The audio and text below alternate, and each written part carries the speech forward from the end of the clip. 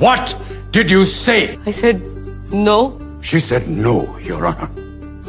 ना का मतलब ना ही होता है, नो का मतलब नो होता। उससे बोलने वाली लड़की कोई परिचित हो, फ्रेंड हो, गर्लफ्रेंड हो, कोई सेक्स वर्कर हो या आपकी अपनी बीवी क्यों हो, नो मीन्स नो।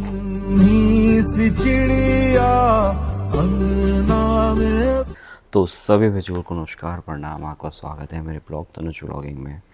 और आज का ब्लॉग ऐसा कुछ है नहीं यार जो मैं ऐसे बहुत कोशिश से बताऊँ आपको। ये बहुत शर्मिंदगी की बात है हम सब के लिए। और अभी हमारा 15 अगस्त भी आया, उसमें बहुत चीज़ें हुई, बट सीरियसली मतलब इस 78 जो हम मना रहे हैं, 78 अपनी इंडिपेंडेंस को, मतलब इसका कोई मतलब नहीं है। क्योंकि यहाँ अपनी हमारी बहन, हमारी बेटी, हमारी बीवी, हमारी मम्मी कोई सेफ़ नहीं है।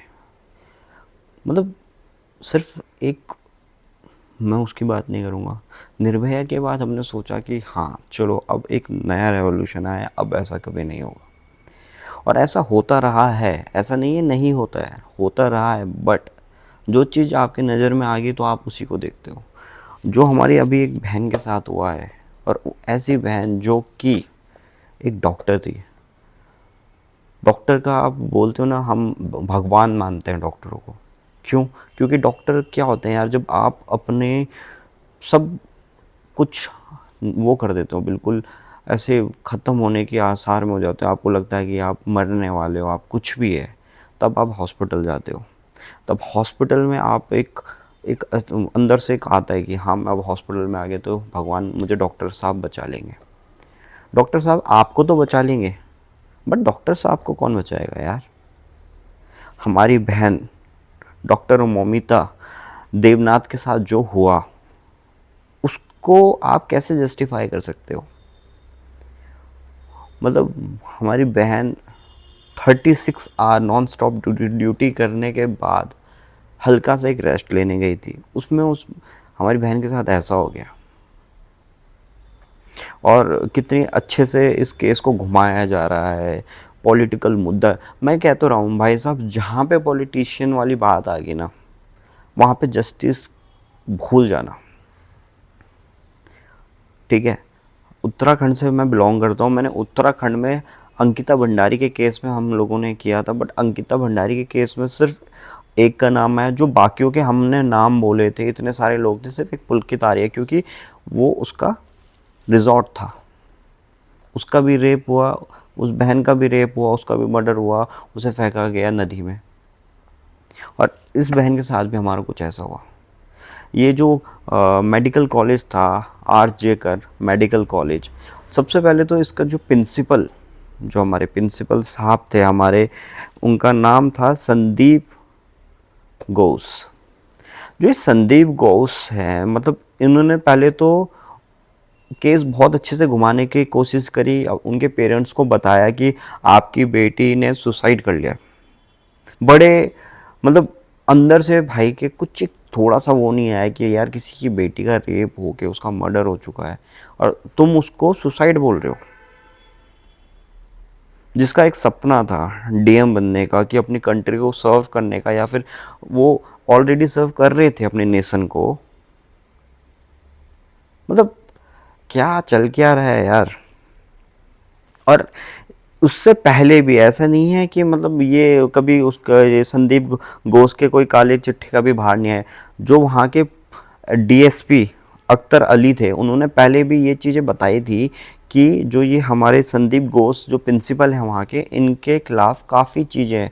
जो ये वहाँ पे नशे सप्लाई करते थे बच्चों को, बच्चे इनको पैसे दे के, वो बच्चे भी कैसे बच्चे थे जो पैसे दे के इनको अपने पास होते थे।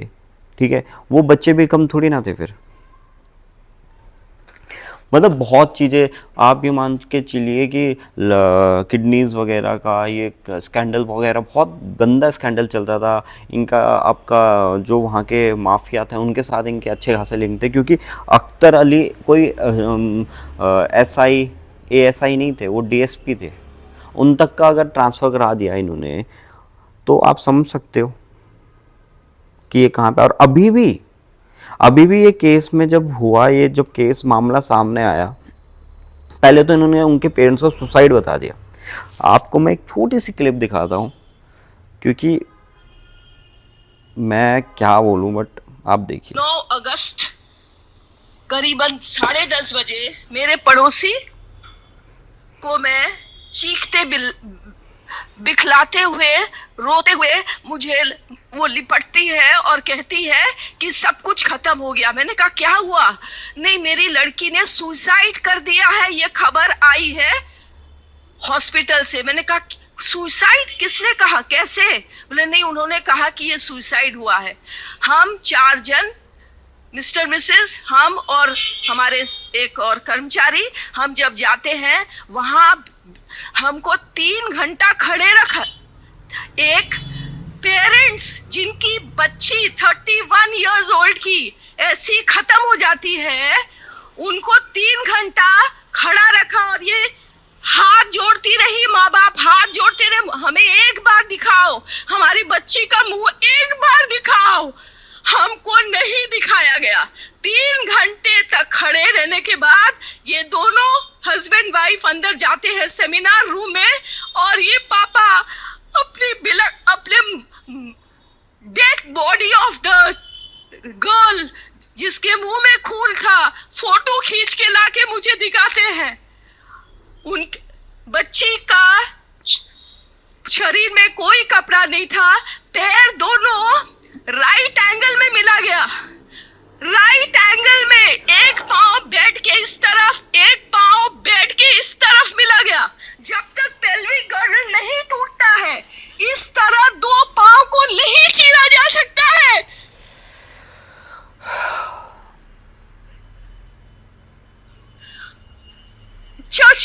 चश्मे को कूटा गया, जिसके वजह से आंखों से खून निकल गया।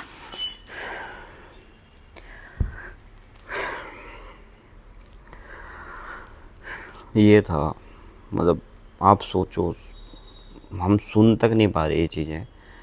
किसी के साथ ये चीज़ हो गई है, किसी के घर वाले कैसे इस चीज़ को झेल रहे होंगे, और उसके बाद भी इतना गंदा काम होने के बाद भी जस्टिस ना मिलना, तो काहे का इंडिपेंडेंस यार, काहे की डेमोक्रेसी। इस समय तो हर किसी को एक साथ होना चाहिए था, पॉलिटिशियंस को साथ होना चाहिए था, चाहे वो कोई भी हो।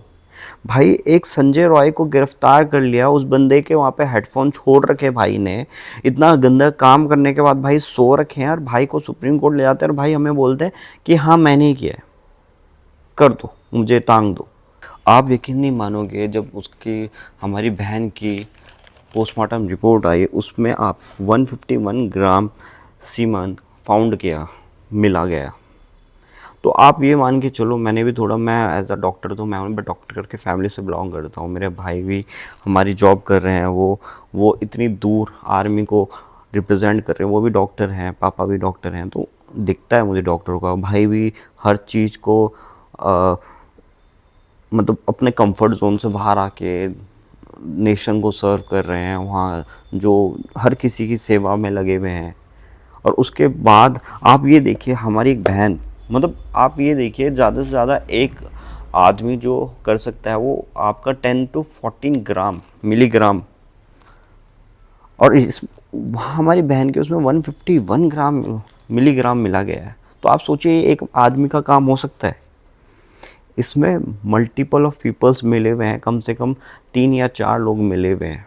इस चीज़ को घुमाया जा रहा है कि, और अभी तक इसलिए पकड़े नहीं गए क्योंकि आई नो इसमें आपका पॉलिटिकल कहीं ना कहीं कनेक्शन होगा। क्योंकि अगर इसमें पॉलिटिकल, भाई मैं आपको बता रहा हूँ, उस संजय रॉय को पकड़ लिया क्यों? क्योंकि वो उसका ना कोई बैकग्राउंड इतना खास था ना कुछ था, तो हाँ भाई तू चल। बट वहीं जिसका बैकग्राउंड बहुत अच्छा हो, वो पॉलिटिकल फैमिली को बिलोंग करता हो, उसको आप नहीं पकड़ पाओगे, चाहे वो किसी भी पार्टी को बिलोंग करता हो, तब ये एक साथ आ जाएंगे। यार आप देखो ना, हम रह कहाँ से, कौन सी डेमोक्रेसी, क्या हमारे यहाँ बहन बेटी कोई सेफ नहीं है। कैसे कोई पिता अपनी बेटी को बाहर भेजेगा कि बेटी जा, बेटी पढ़ाओ, बेटी लिखाओ। उस उनके पेरेंट्स ने बेटी को पढ़ाया, बेटी को लिखाया, किस चीज़ के लिए लिखाया और पढ़ाया? किस चीज़ के लिए? उन्होंने तो नेशन को एक इतनी बेहतरीन लड़की दी जो अपने पेशेंटों को इतना ख्याल रखती थी, वो अपने पेशेंटों को एज अ फैमिली की तरह ट्रीट करती थी। तो क्या मतलब हुआ इसका? बेटी पढ़ाओ, बेटी लिखाओ, बाद में पॉलिटिशियन की गोदी में डालो। क्या है, क्या है, क्या मिल रहा है हमारे को ये सब करने से? क्या भाई साहब, नहीं, ये सब मैं कह रहा हूँ, जब तक जहाँ किसी भी केस के पीछे किसी पॉलिटिशियन या फिर किसी रिच पीपल का हाथ होता है ना, वो केस इतनी जल्दी सॉल्व नहीं होता। जब से ये जांच सीबीआई के हाथ में है, ये तो सीबीआई ने संदीप घोष के बारे में अलग अलग चीज़ें खोली कि उसने वो इतना 2021 से 2024 तक वही था। उसके बाद जब से वो वहाँ पे आया है, उसके बाद से वहाँ पे बहुत क्राइम हुए, बहुत सुसाइड हुए हैं, बट वो हमारे सामने नहीं आए। आज हमने आवाज़ उठाई है, हमारे कुछ भाइयों ने वहाँ से आवाज़ उठाई, तो ये बात सबके सामने आई है। आप ये मान के चलिए कि हॉस्पिटल, यार हॉस्पिटल, ये भी नहीं है कि हमारी बहन कहीं से आ रही हो, लेट नाइट कहीं पार्टी से आ रही हो और ऐसा नहीं यार। हॉस्पिटल में अपनी ड्यूटी दे रहे थे। और एक मैसेज मेरा सबको है, बुरा मानो भला मानो, यार देखो, जो भी लड़की बाहर जॉब कर रही है, जो भी कहीं भी है, यार देखो, आपको नहीं पता कोई अंदर से कैसा है। आंख बंद करके कभी किसी पे विश्वास मत करना। जो अपने होते हैं वो हमेशा अपने ही होते हैं, और जो आपके सामने कुछ ज़्यादा मीठे बने ना, कुछ ज़रूरत से भी ज़्यादा मीठे बने ना, तो समझ लाना कुछ ना कुछ गड़बड़ है। आपकी सेफ्टी आपके ही हाथ में है, और किसी के हाथ में नहीं है। ये हमारे को कितने, और आपको ये पता है कि उसके बाद एक मेंटली थोड़ा डिस्टर्ब लड़की थी, वो देहरादून, दिल्ली से देहरादून आ रही थी, उत्तराखंड की रोडवेज थी, उसमें रेप हुआ, गैंग रेप। 5 जनों ने करा उस बच्ची का रेप, 5 के 5 पकड़ ले गए। क्यों? आपको आंसर पता है? उनके पीछे कोई सपोर्ट वपोर्ट नहीं है भाई। अगर हाँ वो कोई होता ना, वो भी नहीं पकड़ा जाता।